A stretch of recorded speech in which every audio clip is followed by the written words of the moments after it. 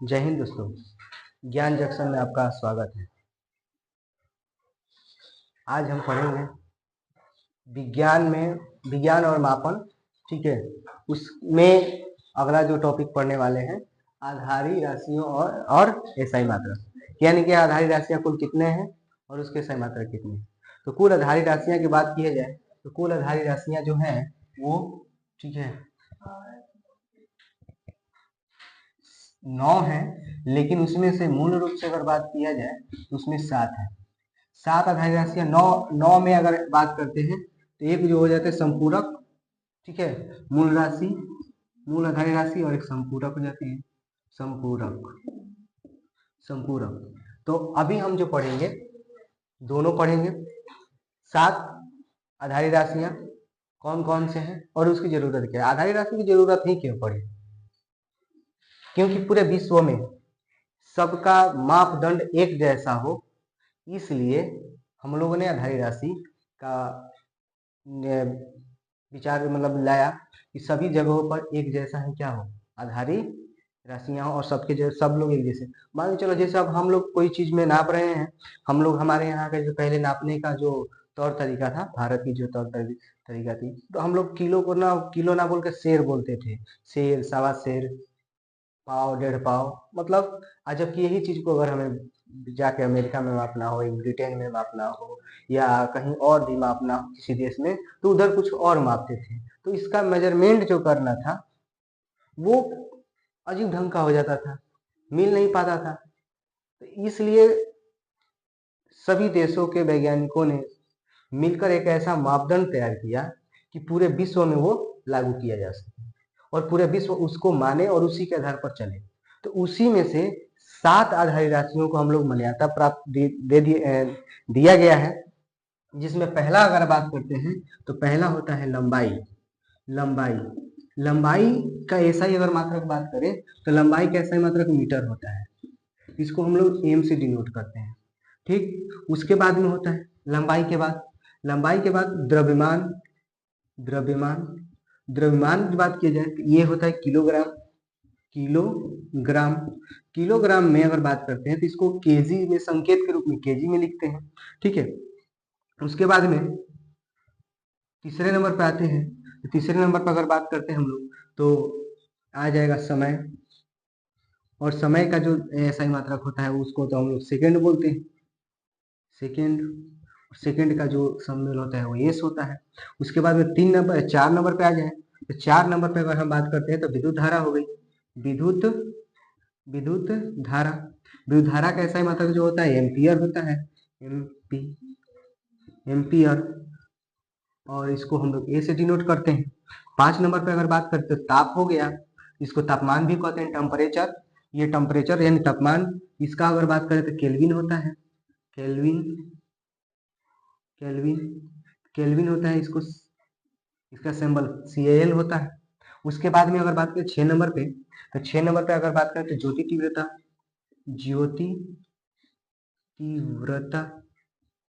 ज्योति तीव्रता इसका ऐसा ही मात्रक बात है कैंडेला। कैंडेला कैंडेला होता है, इसको भी हम लोग क्या बोलते हैं, सी कैंडेला। केल्विन को हम लोग के से करते हैं, सॉरी, और कैंडेला को CAL। ठीक है, उसके बाद में आ जाते हैं 7 नंबर में। 7 नंबर में होता है पदार्थ का परिमाण।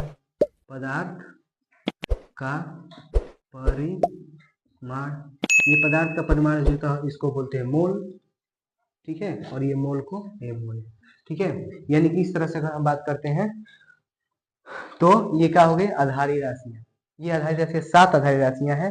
ये 7 आधारी राशियां को हम लोग किस तरह से डिनोट करते हैं और इसकी जानने के प्रयास किए। पहला अगर बात करते हैं तो लंबाई का वैसा ही मतलब जो होता है मीटर हो गया, और ये हर जगह यूजेबल है, यानी कि हर जगह इसकी जरूरत है। तो हम लोग पूरे विश्व में इसी तरह के लंबाई मापने के लिए मीटर का उपयोग करते हैं। किलोमीटर का, बड़ा अगर सही मात्रा की बात करें तो किलोमीटर का हो जाएगा। ठीक है, तो उसके बाद में द्रव्यमान हो गया किलोग्राम, केजी, समय सेकेंड, विद्युत धारा एम्पियर, और ताप केल्विन, ज्योति तीव्रता कैंडेला, और पदार्थ का परिमाण क्या होता है, मोल होता है। अब इसको याद करना है तो 7 आधारी राशि मूल 7 आधारी राशियां हैं। तो मूल 7 आधारी राशियों में हमने सातों को सातों पढ़ लिया। और इसको याद कैसे करना है, तो देखो सबसे आसान से याद कर सकते हैं। इसमें इसको पेयर बनाओ, जोड़ा। आप 2 का बनाओ, 3 का बनाओ, 4 का बनाओ, आपको जैसे बनाना है। जैसे अगर हम बात करते हैं, इसको 7 है, तो लंबाई मीटर, लंबाई का हो गया मीटर, द्रव्यमान का होगा किलोग्राम, समय का होगा सेकंड। इसको मान लो लंबाई द्रव्यमान सेकंड, लंबाई द्रव्यमान second, metre KGS, M KGS, मतलब ये हो गया लंबाई, केजी मतलब हो जाएगा द्रव्यमान, और समय का हो जाएगा एस। ठीक है। विद्युत धारा एम्पियर, ताप केल्विन जिसको हम बोलते हैं के, और ज्योति तीव्रता कैंडेला यानी CAL हो जाएगा, और ये पदार्थ का परिमाण क्या हो जाएगा, मोल हो जाएगा। यानी किस तरह से हम इसको याद पेयर बना के भी याद कर सकते हैं, या आप जैसे मतलब जैसे याद करने का तरीका जो मतलब क्या अपने अपने तरीका से भी आप लोग याद कर सकते हैं। रटना भी है, तो रटने की जरूरत इसमें नहीं है। बस आप इतना याद समझ लीजिए कि लंबाई जो हो गया वो मीटर होता है, क्योंकि हम कोई चीज को नापते मीटर में है। ठीक है, न कि मतलब किलो में मापते हैं। किलो में कोई मापा जाता है? नापने की बात बता रहे हैं, तो वो लोग हम लोग नहीं नापते हैं। ठीक है, तो द्रव्यमान का हो जाएगा केजी। अब इससे अगर बात करते हैं, इनसे पहले हम लोग कुछ टॉपिक पिछले वीडियो में हमने पढ़े हैं, कि जैसे कि उसमें बताया गया कि कोई भी वस्तु, जैसे मतलब कि उसमें FPS आया था, FPS, और उसके बाद में CGS, और उसके बाद में MKS, ये 3 पद्धति पढ़े थे। ठीक है, और 3 पद्धतियों में हम लोग पढ़े थे। इसमें इसको बोलते हैं लंबाई, ये लंबाई के लिए, ये भी लंबाई के लिए, और ये भी लंबाई के लिए, यानी तीनों लंबाई के लिए ही हो गया। और ये हो जाएगा क्या चीज बोलते हैं, द्रव्यमान के लिए, द्रव्यमान के लिए ये भी हो जाएगा, द्रव्यमान के लिए भी हो जाएगा, और द्रव्यमान के लिए ये भी हो जाएगा। ये जो है सेकंड, ये तीनों जो है वो समय के लिए हो गया। यानी कह सकते हैं हम लोग कि तीनों का ये जो है इसके लिए आधार है।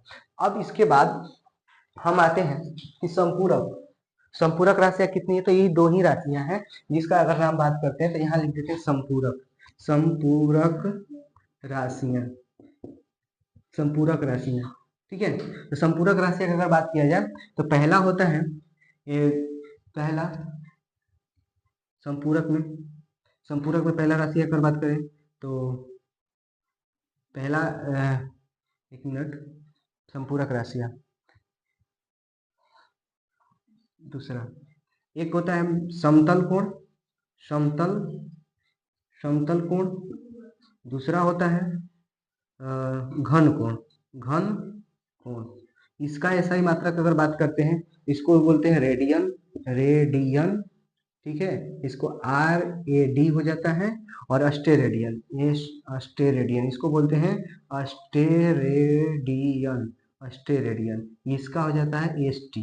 ठीक है, यानी कि संपूरक कोण में मतलब 2 राशियां हो जाती है, एक समतल कोण यानी रेडियन, और दूसरा हो जाएगा घन कोण का अस्टेरेडियन। यानी इस तरह से अगर हम बात करते हैं, इसका संकेत के रूप में RAD रेड बोला जाता है, इसको बोलते हैं ST।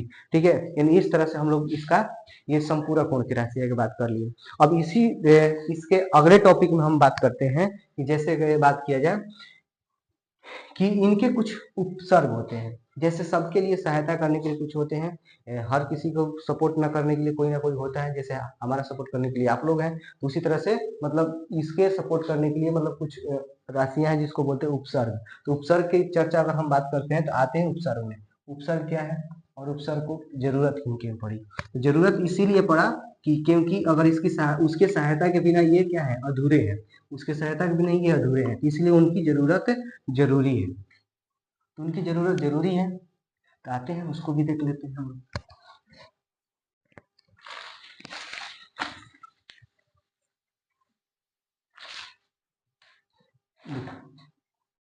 उपसर्ग और अंश।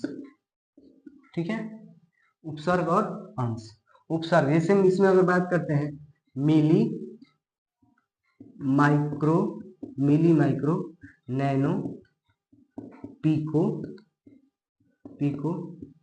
फेमेटो, एक्टो, ये कुल 6 हैं। 1 2 3 4 5 6, ये कुल 6 हैं। 2 3 4 5 6, ये 6 हैं। और 6 milli micro nano pico femto hecto. अगर इसकी बात करें तो इसके घात पे माइनस कितना होता है 3, 10 पे घात -3, फिर इस पे बस 3 का वो गुण पढ़ा पढ़ लेना है 6, फिर इस पे आएगा 10 पे घात 9, फिर 10 पे घात -12, 10 पे घात -15 और 10 पे घात -18, ये हो गया। यानी कि इसको अगर बात करें उपसर्ग, इसको बोलते हैं उपसर्ग, ये उपसर्ग है। यानी किसकी सहायता करते हैं? आधारी राशियों की सहायता करते हैं। आधारी राशियों की सहायता करने के लिए अगर बात करते हैं हम लोग, तो ये राशियां जो है आधारी राशियां के आधार पर ये आधारी राशियों को ही सपोर्ट करते हैं। तो सपोर्ट करने का मुख्य उद्देश्य इनका यही हो गया। जब इसको समझेंगे कि आखिर कैसे सपोर्ट करते हैं, किस प्रकार से हम समझेंगे कि यह सपोर्ट कैसे किया। तो जैसे milli micro nano pico femto hecto, तो मिली माइक्रो देखते हैं। अगर इसको अगर हम बात करते हैं थोड़ा समझने के लिए कि देखो 10 पे घात जब -3 है, इसको हम लोग ऐसे भी लिख सकते हैं 10 पे घात 3, क्योंकि जब ये माइनस ऊपर रहता है उसको हम बदल सकते हैं। यानी कि ये अगर ये बात करते हैं, यानी इसका मतलब ये हुआ कि ये अंश में अंश बटा हर, यानी इस रूप में परिवर्तित हो गया। इसको अगर हम बात लिखते हैं तो 10 गुना 10 गुना 10 3 बार लिख सकते हैं। 3 बार लिखने का मतलब होगा कि ये यानी इसकी ये 1000 हो गया। यानी कि हम ये बात कर सकते हैं कि मिली जो है मिली, ठीक है, ये 1000 का 1वां भाग है। 1000 का 1वां भाग है, यानी कि वो पहला भाग, यानी उतने छोटे पार्ट को, यानी उतने छोटे अंश को हम लोग क्या कर सकते हैं? समझ सकते हैं, पढ़ सकते हैं। तो उसके लिए हमें इसकी जरूरत पड़ती है। उससे भी अगर छोटा की बात किया जाए, ये देखिए 1000 जो मतलब कि 1 किलोग्राम, जिसे मतलब समझ में आया, कहने का मतलब है उसी आधार पे अगर इसको 1 किलो यानी 1000 ग्राम का 1वां हिस्सा, 1000 ग्राम का 1वां हिस्सा हुआ। उसके बाद में माइक्रो का भी अगर बात करते हैं तो सेम उसी प्रकार से 1 बटा में 10 पे घात 6, यानी कहने का मतलब ये 6 को 0 हो जाएगा, 1 2 3 4 5 6, ठीक है। अब बात इकाई दहाई सैकड़ा हजार दस हजार लाख, ठीक है, यानी कि इकाई दहाई सैकड़ा हजार 10,000 लाख 10 लाख, ठीक है, यानी इसका 1वां हिस्सा होगा। तो इतना छोटे से छोटे अंश को देखने और समझने के लिए और जानने के लिए इसका उपयोग किया जाता है। तो इसी के लिए हम लोग मिली, इसका उपसर्ग हो गया। अब आते हैं उपसर्ग के बाद एक और टॉपिक है इसका, जो कि हम लोग का पढ़ते हैं, उपसर्ग में ही आएगा। उसका उपसर्ग का एक और टॉपिक पढ़ लेते हैं, जिसको हम लोग पढ़ते हैं क्या? गुणज। क्या पढ़ते हैं? गुणज। यहाँ पे अभी हम पढ़ लेते हैं गुणज। गुणज क्या है? गुणज। तो गुणज की जानकारी अगर हम बात करते हैं तो गुणज के लिए अगर ले लेते हैं,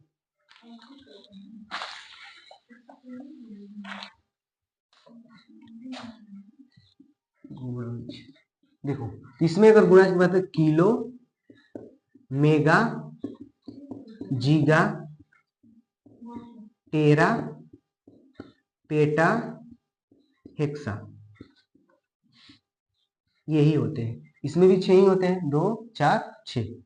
अब इसमें बात किया जाए, उसमें माइनस होते थे, इसमें माइनस नहीं होते हैं, लेकिन घात सबका सेम ही रहता है। सेम कहने का मतलब ये हुआ कि मतलब उसमें भी 10 पे घात अगर -3 था, इसमें माइनस में नहीं रहेगा, बस खाली 10 पे घात 3 रहेगा। क्या रहेगा? 10 पे घात 3 रहेगा। तो 10 पे घात 3 रहेगा, कहने का मतलब 10 पे घात ऐसे 3, फिर 10 पे घात 6, फिर 10 पे घात 9, 10 पे घात कितना 12, और ये 15, और ये 18, यानी ये घात पे 18 हो गया। यानी इस तरह से अगर बात करते हैं तो ये हो गया किलो का 10 पे घात 3, मेगा का 10 पे घात 6, किलो मेगा जीगा, बड़ी लिख दिए, जीटा लिख दिए, जीगा होता है, ठीक है।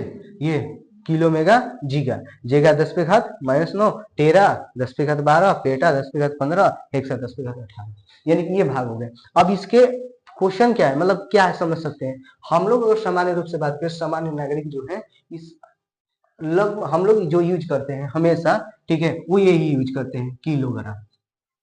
किलो क्यों? किलो पे क्या है? 10 पे घात 3, यानी कि कह सकते हैं 10 गुना 10 गुना 10, यानी कि कितना हो गया? 1000।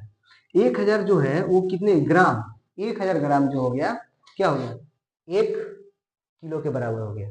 यानी कि हम बात कर सकते हैं कि जो 10 का ये गुणज है 10⁻³ है किलो, 1 किलो जो होगा 1000 ग्राम के बराबर होता है। लगभग हम सब यही सब यूज करते हैं, इतना हम लोग की जाने की जरूरत नहीं पड़ती है। ठीक है, हम लोग जेन्युइन सामान्य जीवन में यही उपयोग करते हैं। ठीक है, अब आते हैं कि इसका जैसे अगर बात करते हैं कि FPS, CGS और MKS, ये 3 पद्धति बताए थे पिछले वीडियो में। तो जब 3 पद्धति बताए थे, इसमें अगर बात करें कि इसमें ये हो गया पाउंड, ये तो लंबाई के लिए हो गया, लंबाई के लिए हो गया, ये भी लंबाई के लिए हो गया और ये भी लंबाई के लिए हो गया। अभी हम लोग जो पढ़ रहे हैं ये सब द्रव्यमान के लिए। क्या के लिए है? द्रव्यमान के लिए। तो द्रव्यमान के लिए ये हो गया, ये हो गया, तीनों द्रव्यमान के लिए हो गया। तो द्रव्यमान इसका अगर बात करते हैं तो ये इसको पाउंड बोलते हैं, ये द्रव्यमान के लिए ही काम करता है। ये ग्राम होता है, ये ग्राम किसमें, ये भी द्रव्यमान के लिए ही काम करता है। और ये किलोग्राम जो हो गया ये भी द्रव्यमान के लिए ही काम करता है। यानी बात करते हैं कि ये तीनों जो है वो द्रव्यमान के लिए ही काम करते हैं। तब रही बात कि ये हमारे यहाँ तो क्या यूज करते हैं हम लगभग, ठीक है, भारत में क्या है सभी जगहों पर ये केजी, सॉरी हाँ, किलोग्राम और ग्राम ये दो ही यूज किए जाते हैं। पाउंड हमारे यहाँ यूज नहीं होता है। लेकिन अब जानेंगे कि पाउंड जो है वो कितने के बराबर होता है, कितने किलोग्राम के बराबर होते हैं। ठीक है, तो देखते हैं, 1 पाउंड जो होता है, 1 पाउंड, वो 1 पाउंड 450, 1 पाउंड जो है 1 पाउंड, 1 पाउंड जो होता है 450 ग्राम के बराबर होता है। 450 ग्राम के बराबर, ये परीक्षा में भी आते हैं ऐसे क्वेश्चन, 1 पाउंड कितने के बराबर होते हैं, तो 450 ग्राम। तो 450 ग्राम पाउंड होता है। यानी हम कह सकते हैं कि हमारे यहाँ 1 केजी जो होता है वो 1000 ग्राम के बराबर होता है। यानी कि 2 पाउंड अगर बात किया जाए वो 900 ग्राम का हो जाएगा। कितना होगा? 900 ग्राम। 2 पाउंड 900 ग्राम का हो जाएगा। तो 900 ग्राम का जब ये हो जाएगा, यानी कि हम कोई भी बाजार से थैला में मतलब जो कुछ लेके आते हैं, तो अगर हम बाजार में जाएंगे हम कि 2 पाउंड दे दो आलू, ठीक है, तो कहेगा 2 पाउंड का चीज मतलब क्या, उसको समझ में नहीं आएगा। ठीक, लेकिन वो कहोगे हमें कि 1 केजी आलू चाहिए। जब 1 केजी आलू चाहिए तो 1 केजी निकालेगा बाट, और 1 बाट से मतलब 1 केजी आलू तोलेगा और उसको तुमको दे देगा। तो यानी कहने का मतलब होगा, लेकिन यही ब्रिटिश में चले जाए तो ब्रिटिश में उसको पाउंड में ही मापा जाता है। और हर हमारे जो सामान आते हैं उस पर देखो ना ml में लिखा रहता है 450 ml। ठीक है, और जो पैकिंग वाला डब्बा भी आता है तो उस पर 1000 पूरा ग्राम नहीं लिखा रहता है, उस पर लिखा रहता है 900 या 950, यही लिखा रहता है। अगर 500 ग्राम वाला मांगते हैं तो उस पर भी 450 ही लिखा रहता है, 50 ग्राम नहीं लिखा रहता। तो वो जो पैकिंग रहता है वो पाउंड पे के हिसाब से कर देता है, किलोग्राम के हिसाब से नहीं करता है। ठीक है, यानी कहने का मतलब ये हो गया, इस आधार पर हम इसको ये चीज देख लिए। अब आते हैं कि ये तो हम समझ गए कि ये FPS, हाँ एक चीज है, इस CGS पद्धति को हम लोग क्या बोलते हैं, मीटरी पद्धति बोलते हैं। मीटरी पद्धति, ठीक है, ये CGS को हम लोग बोलते हैं मीटरी पद्धति, और ये MKS पद्धति हो ही गया। यानी कि इस तरह से हम इस चीज को हमने भी समझा कि किस प्रकार से ये किया जाता है। अब रही बात कि इसको याद कैसे करेंगे हम लोग, तो देखो पेयर बनाओ, जोड़ा, जैसे कि हम बोल रहे हैं कि जैसे पेयर जोड़ा कैसे, 3 का पेयर बना लो, kilo mega giga 309, kilo mega giga tera peta hexa, kilo mega giga tera peta hexa, इन kilo mega giga tera peta hexa, इन 3 का अगर हम जोड़ा बना लेते हैं, 3 का अगर पेयर बनाते हैं तो हमें याद करने में आसानी हो जाती है। आसानी क्या हो जाएगी कि किलो मेगा जीगा 369, 10⁻3, फिर 6, 10⁻6, फिर 10⁻9, तो 3 kilo mega giga tera peta hexa, tera peta hexa, tera peta hexa करने का मतलब कि 12, 15, 18, 12, 15, 18, ठीक है। तो किलो मेगा जीगा और क्या बोलते हैं, टेरा पेटा हेक्सा, ठीक है। यानी कि इस तरह से हम इसको याद कर सकते हैं। ठीक है, तो इस तरह से हमने इस चीज को क्या पढ़ा, यानी कि उपसर्ग पढ़ लिए, आधारी मात्रक पढ़ लिए, उपसर्ग में कौन अंश भी पढ़ लिए और गुणज भी लिए। अंश का मतलब हुआ कि जैसे कि कोई अंश मतलब कि उसका अंश है, भाग है, अंश का मतलब होगा भाग, और गुणज का मतलब वो आगे की ओर बढ़ता रहेगा, गुना करते रहेंगे। यानी हम किसी एक पार्ट का भाग पढ़ रहे हैं, एक पार्ट का अंश पढ़ रहे हैं, ठीक है, एक पार्ट का भाग, एक पार्ट का अंश पढ़ रहे हैं, तो वही पार्ट का अंश का हम लोग क्या बोलते हैं, उसको उपसर्ग का अंश। और ये पढ़ रहे हैं जो उपसर्ग का गुणज। ठीक है, तो इस तरह से हम लोगों ने क्या किया, इस चैप्टर को पढ़ा। ठीक है, तो अब आपको ये वीडियो अगर अच्छी लगी हो तो लाइक करें, शेयर करें, कमेंट करें और चैनल को सब्सक्राइब करें अगर नए आए हो चैनल पे तो। ठीक है, और अधिक से अधिक इस वीडियो को शेयर करें। जय हिंद।